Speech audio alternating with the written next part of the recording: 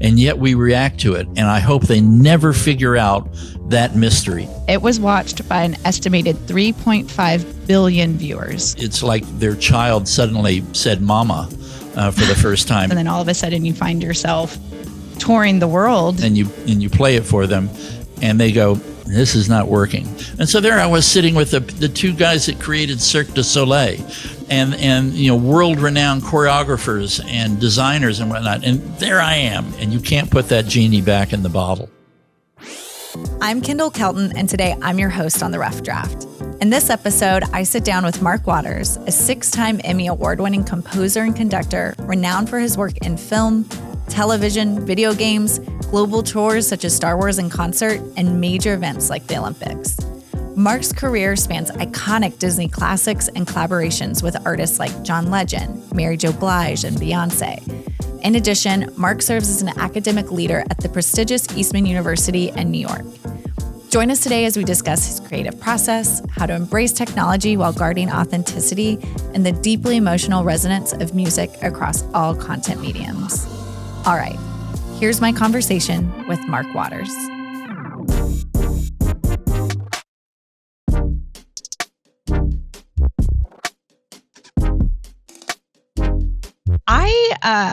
I have a 4-year-old son, and I've begun noticing just how deeply he responds to music and musical cues. And it's pretty remarkable to witness just how music is already shaping his little deep emotional connection, even at such a young age. And an example of this was we recently took him to Disney World. And we went to see the live action performance of Indiana Jones, which in retrospect may have been a poor parenting decision because there were some scary moments there. But it was really neat because, the Raiders March, that famous score, the dun, dun, dun, dun, dun, dun, dun, that as soon as that came on, his entire being just lit up with wonder. And he was so excited. And I actually have a recording of it on my phone, and watching him and then watching everybody else in the audience, adults, people my age, older, folks who have seen it a dozen times, everyone is still feeling the same thing. Like the second that sound comes on, you can just feel it in your soul, that excitement. And then a few scenes later is the big boulder coming down and that nervous anxiety. You hear the trumpets and the horns flare up, and looking at Wyatt, he's so nervous. What's going to happen to Indy?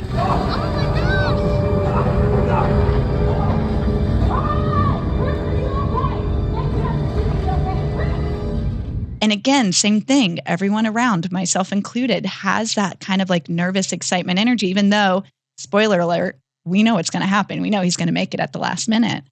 But it was so neat to kind of witness that for the first time through his eyes, but then also to realize that impact of sound and music in those moments. And so as somebody who has spent a career kind of pulling that tether between emotion and music and trying to find those special moments, I'd love to hear a little bit more from you on, your approach to finding kind of that connection, because again, music can change things in a second, emotionally for folks. So I'd love to hear kind of your take. Well, again, I think I'm going to just be repeating some of the things that you just said. Music is incredibly important to conveying a story, and because film is a two-dimensional entity, and so by adding music, it is built into us that we respond to this. And I will say it is a mystery to me why we do respond. What is it? I mean, what is music? It's just a vibration. It's different pitches vibrating, and yet we react to it. And I hope they never figure out that mystery. I hope it always remains this unknown, because it always should be a creative journey to find those right vibrations that make that happen, so that when you hear that wonderful theme from Indiana Jones that John Williams wrote, it fits that character and that scene and that moment, and it brings back. This is why film music concerts are so popular, because we can hear that music and it takes us back to that experience of seeing the film. And now we've taken it even to the next level, because now orchestras are performing the score live to picture with the movie playing, but the orchestra is playing the music live. And so we're getting that visceral sensation of the music being performed right there in front of us, not recorded and mixed in, but right there in front of us. And it's so exciting. And I just think it's a wonderful advancement in what we've done. I mean, I was at such an impressionable age when John Williams became a star with, I graduated from college the summer that Star Wars came out. And that was followed by E.T. and the other Star Wars films and Close Encounters and Indiana Jones. And I fell in love with his music, and that's what inspired me to pursue this. Right then and there. I mean, I had the pleasure of telling John this, you're the reason I'm doing this. And he was very sweet about it. And he was very touched. Instances where you had that deep emotional connection with music that influenced you. I mean, you obviously just said it with John Williams and Star Wars, and then all of a sudden you find yourself touring the world. Are there specific moments and specific pieces of music that you would say, like, still to this day has that emotional resonance? The first time I can remember being moved by the music in a movie, I was 14, I think, 13 or 14, when the 1968 production of Romeo and Juliet came out, directed by Franco Zeffirelli, stars Olivia Hussey and Leonard Whiting. It's a gorgeous movie, and the score is by Nino Rota, who was the Italian composer who wrote the score to The Godfather.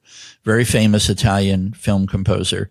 And the melodies and the settings, just like what you were saying with the Indiana Jones, it brought the movie to life for me. And I remember reacting to the music. I mean, I was playing guitar at the time, and I was, envisioning, being a rock and roll guitar player.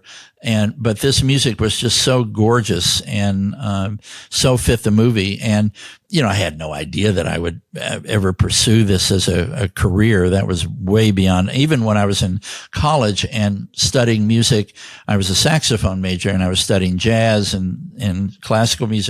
I didn't have any inkling at all that I would pursue film composing and TV composing as a profession. That happened, subsequently after going to a few more John Williams concerts and movies and whatnot.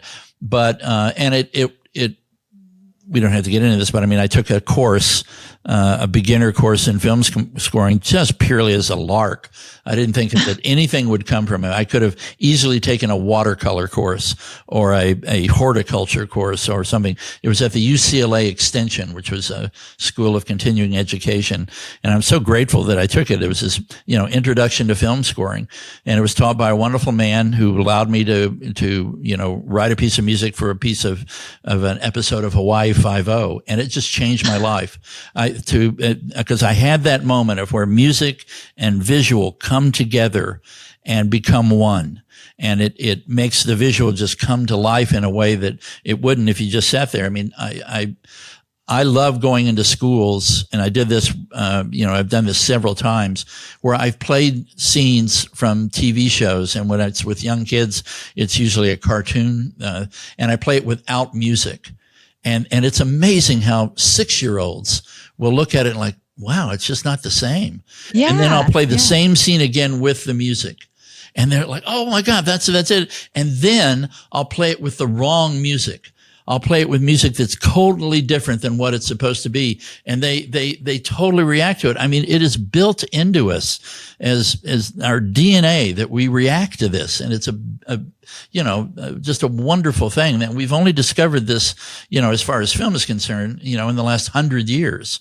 Have you ever come across that in your career where perhaps the music just didn't work, that you were, Are you talking about my music or somebody else's music? Yeah. Yours or both. Well, there's two answers to that. tell my students here at the Eastman School of Music that I love when I see a score that's not working. I just love it because really? it's encouraging to me. And I like, how so? Well, because it just goes to show that, you know, there are people out there doing this that need more training.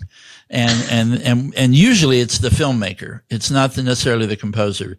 I'm always amazed when film schools do not teach music and not making music, but how do you tell a composer what it is that you should be telling them to get the score that you want? The language that you said, you don't have to talk music language, but you need to talk storytelling language. And then the other thing is that there's never just one way to score something. There's always an interpretation. And we've all had, every person that's done this for any length of time has had instances where you write something and you're just absolutely certain it's going to just blow them away.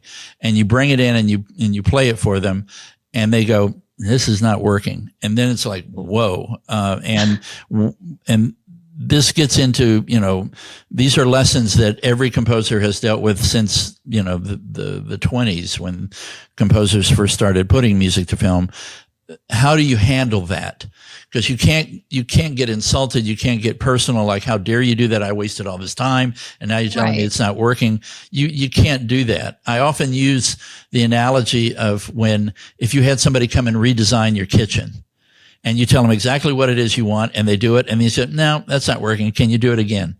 And you don't pay them anymore and you don't give them any more time, but they've got to redo the kitchen. That doesn't happen. But in film music, that is the way it goes. I mean, I've literally had cues that I've rewritten 7 or 8 times because it just wasn't working for them. And it's very encouraging then when I hear other composers, you know, and composers, you know, far more successful than me talk about this. And John Williams, I've heard John Williams talk about this. I mean, it's to be a film composer, to be a media composer, whether it be video games or television or film, you have to really love collaborating. You know, I tell my students, look, if you want to write whatever you want to write, be a concert composer, you know, be a rock and roll songwriter, you know, but if you want to be a media composer, you have to love the idea of collaborating with somebody where somebody is giving you a direction and you then complete it. Well, so let's talk a little bit then about your creative process, because I mean, as you were just explaining, like you can put so much time and effort into something for it to never, ever come to fruition. In those instances, how do you kind of move through them? Like, what are the things you try to lean into or learn from? How do you ensure that it doesn't, you know, take too much of a hit against your ego? So, like, especially for people coming into this field, which is incredibly complicated and competitive, how do you keep kind of pushing through? I suppose the good outweighs the bad. You know, the thrill of writing something and when you play it for the director and suddenly they're you know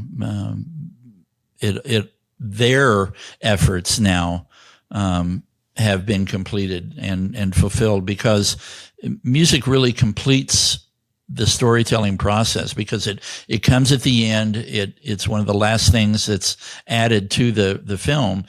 And they've been looking at it for, you know, weeks and months and whatever without it. Maybe they have a temp score, but, you know, when the real score finally is put to it and it's like their child suddenly said mama, for the first time. It's just like, oh my gosh, thank you so much for doing that.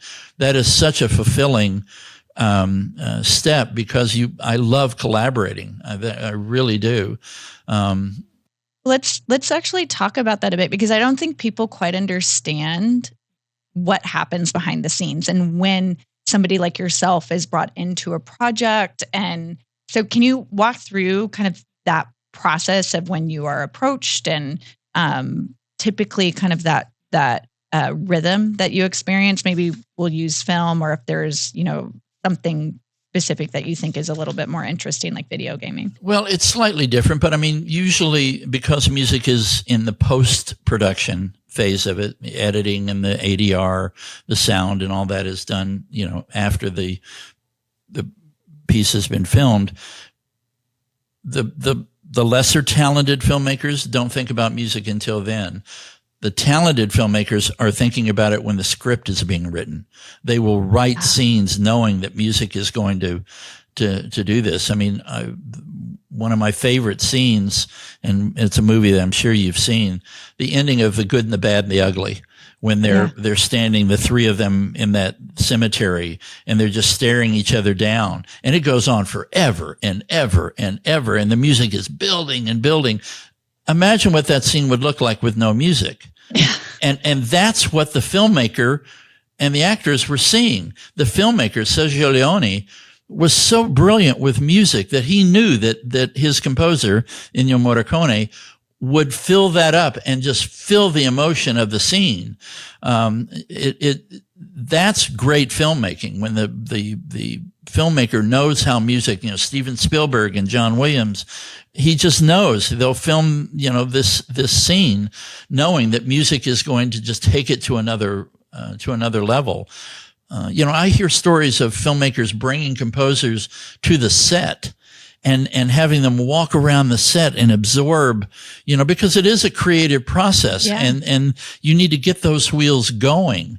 So many times, I've been, particularly if it's a score that is being replaced, and that happens more often than you would think.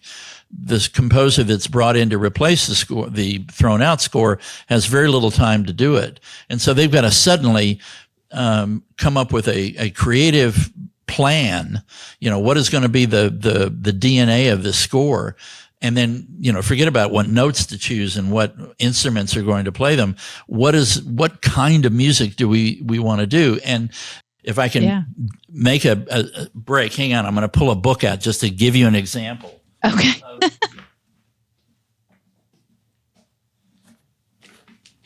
I love this book.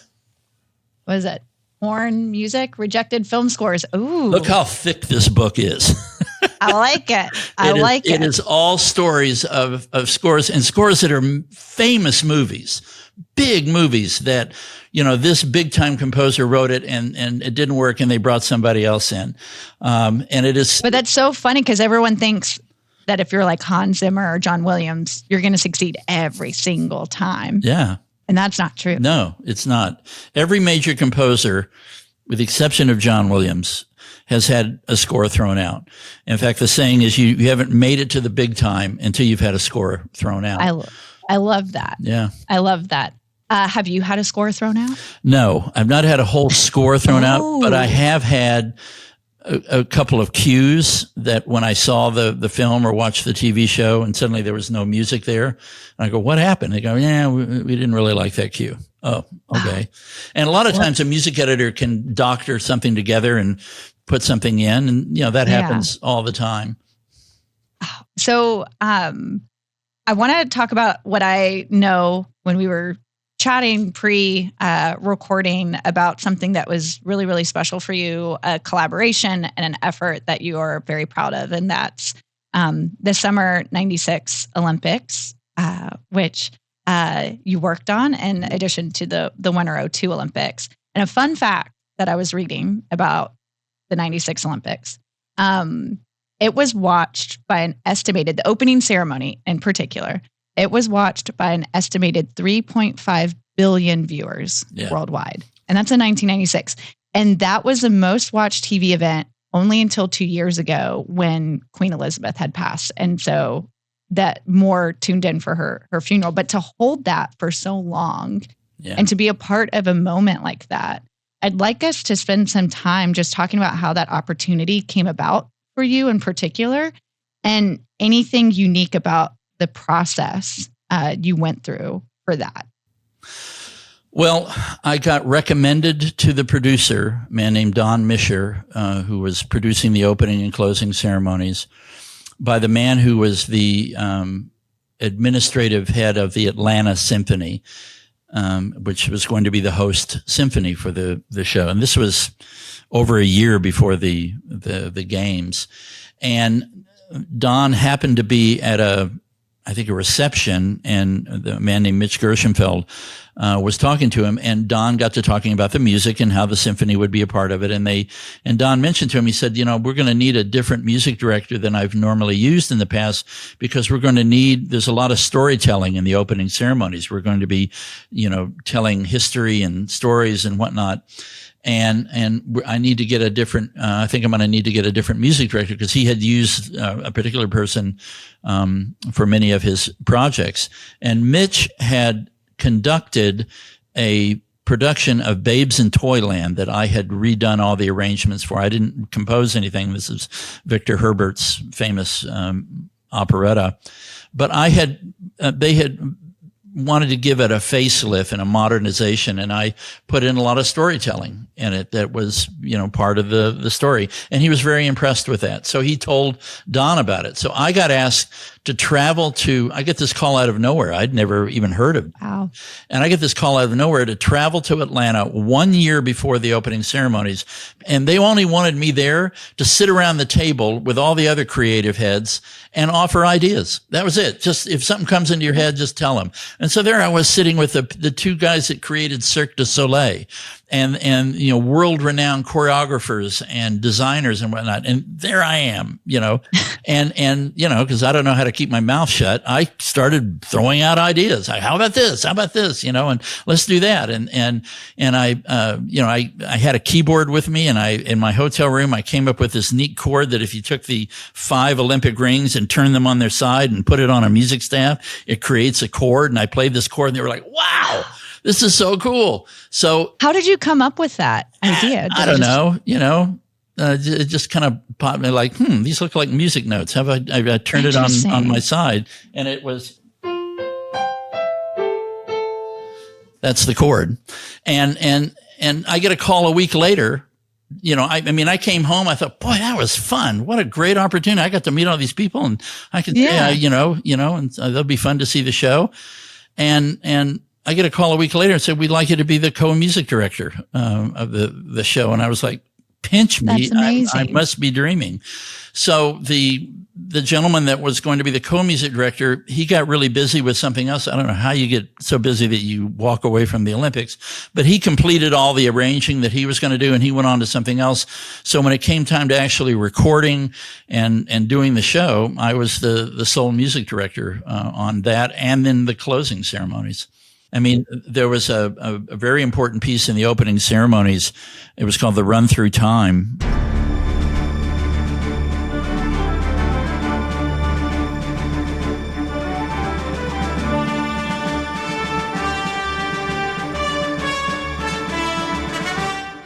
It's a very important piece from the opening ceremonies, where they were going to have runners coming out with flags from each city that had hosted the games, because the Atlanta Olympics was the 100th anniversary of the modern Olympic Games. So it was called the Centennial Games. And my music was supposed to capture the feeling of running and then build so that it would, when it finally got to 1996 Atlanta, and the crowd would just go crazy and there'd be this big moment.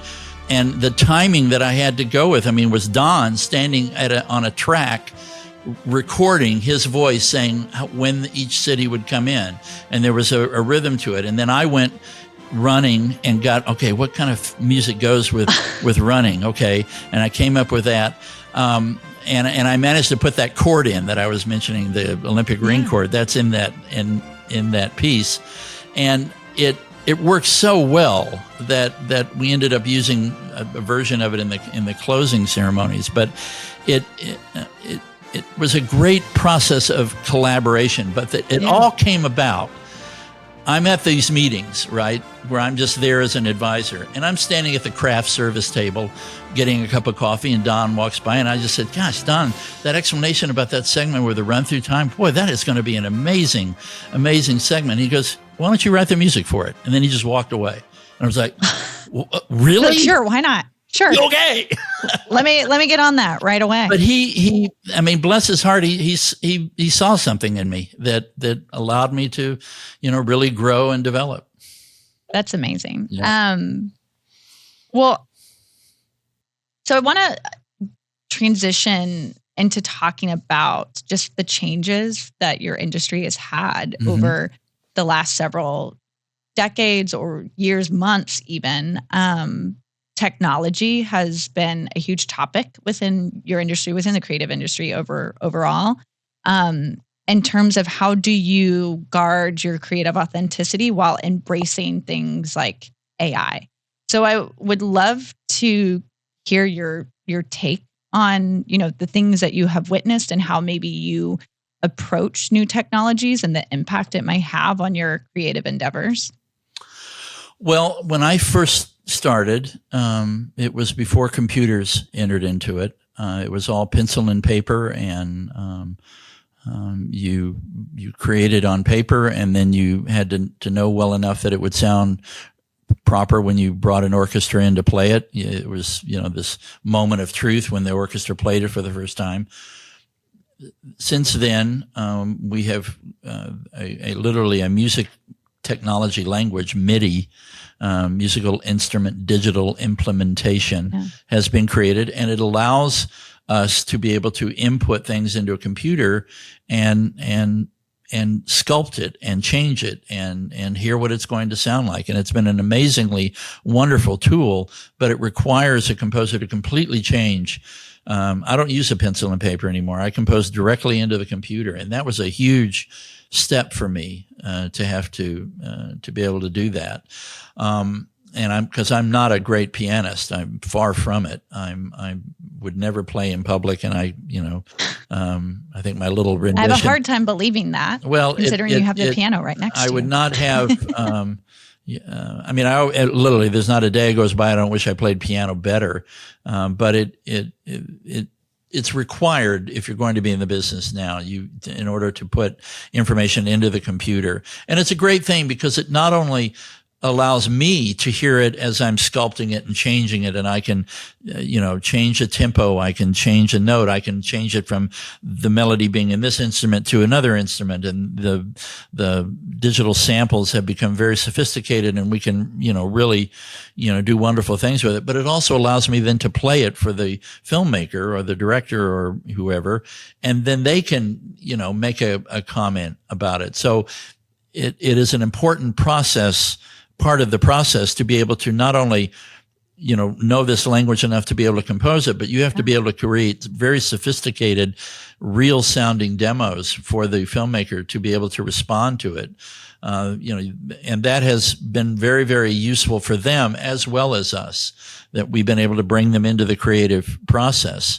But I knew a lot of composers that were starting when I started, composers that were in that first class that I took that wanted to pursue it, and they just could not make that leap over that chasm into the next language, and they're not working now. They're not, they're not doing it. And it is constantly changing. It is the most, I think, the most difficult part of it. And what I tell my students, and I'm basically, anything I tell my students, I'm telling myself.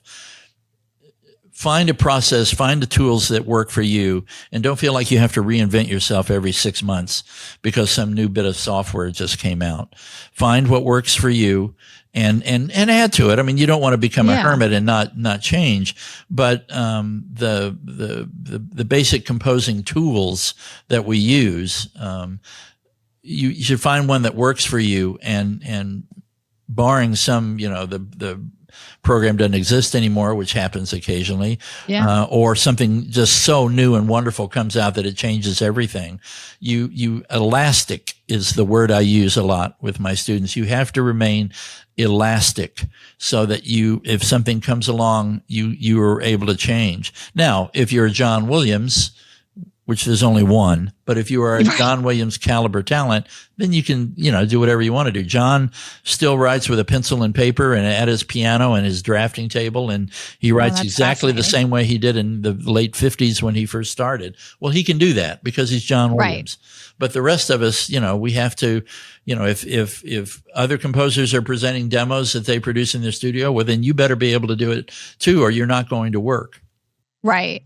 Well, and it was really interesting. I was reading this article just expressing how music producers, how they're evolving with AI in particular.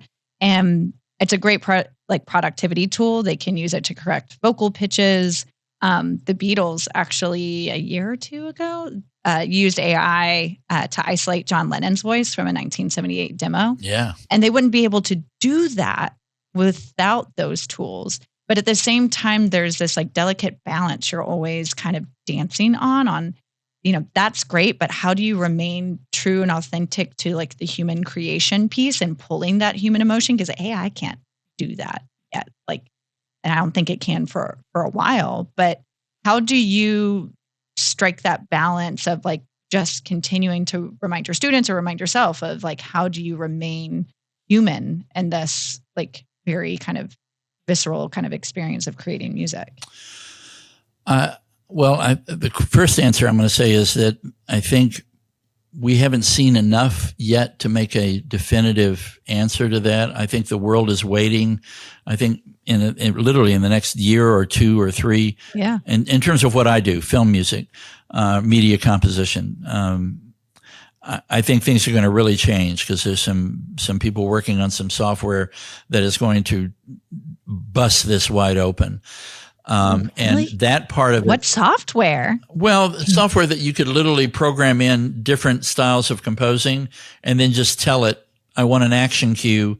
I want it this fast. I want it on a level 6.7 as far as how dangerous it sounds. Boom. There it is. And while that may be great for a filmmaker or a low budget, producer or something that, wow, I can get a score by just typing in, some numbers. It takes away the creative process and the it's like buying a dress off the rack or having a dress designed just for you that only you have it. So it has, every time humanity has made giant leaps, the next technological leap, there's always been some negative that comes along with it. Right. What I worry about with this type of technology is it's not going to replace the John Williams or the Hans Zimmers. It won't, because those films and that level of production is always going to want that collaborative exchange between the composer. Where I fear that it's going to take away from is the low budget stuff that frankly the audience isn't really caring about. That's the work that young composers need and would get. And if you take that level away, the effect is going to be there. There is definitely going to be a ripple from that. But that's what I worry about, because it's just human nature. If I can get something for a lot less, a lot quicker, they're going to get it. And you can't put that genie back in the bottle. Well, and so I guess to that note, as you're seeing, I'm assuming it's April now, you have another graduating class coming up. I mean, what are the things that you're telling them to keep in mind as they kind of, maybe they're heading out to LA, maybe they're not, but I've got 5 that are graduating, and all 5 of them want to go to LA. I tell them to be prepared. Don't expect to be getting lucrative A-list work right away. And I said, mainly because you're probably not ready for it yet. I mean, there's only so much I can teach you in 2 years. You're going to go through this apprentice period, and hopefully they will find an opportunity to be an assistant or an apprentice to somebody. And if they don't, then at least find composers that will allow them to come to sessions, that will allow them to come over to their studio and watch them work and talk with the assistants that they do have. I talk about, you have to be pleasant to work with. You have to have a personality that makes people feel comfortable with you. I'll present scenarios like, okay, what would happen if this happened to you? How would you deal with that? Another important part of my curriculum here is we don't have a film school here at the Eastman School of Music, but there's a school nearby. The Rochester Institute of Technology has a great film school, a great animation school, and video game developing school, world renowned. And we have a great relationship with them, and my students score their student films. And so now they're getting the experience of working with a director that may not know how to explain what it is they want, or, they don't like something that they wrote and they can't tell you what to do better, but they just want you to do something different. But the dealing with adversity is what I first talk to them about, and being the type of person that people want to trust you with that. The way Don Mischer trusted me with, so much. Yeah.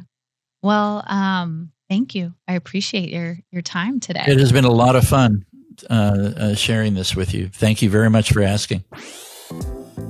Well, that's it for today's episode of The Rough Draft. To learn more about our guest and to find links and resources related to the conversation, check out rev.com/podcast. If you enjoyed today's conversation, be sure to rate and subscribe in order to stay up to date with the latest episodes. Thank you for listening, and we look forward to seeing you again on the next episode of The Rough Draft.